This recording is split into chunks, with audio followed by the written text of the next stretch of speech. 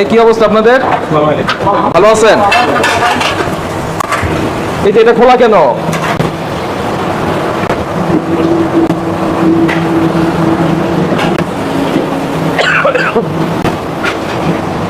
এই আছেন একটু, এই যে লাল গেঞ্জি,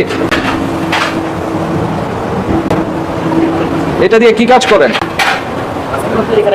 তো এটা এটা কোনো কথা? এরকম নোংরা কেন? পরিষ্কার করেন না কেন? ওয়ালাইকুম আসসালাম, ভালো আছেন? এই পাউরুটি দিয়ে কি হয়? এটা ওইগুলো একটু বের করে নিয়ে আসেন, কেওড়া জল।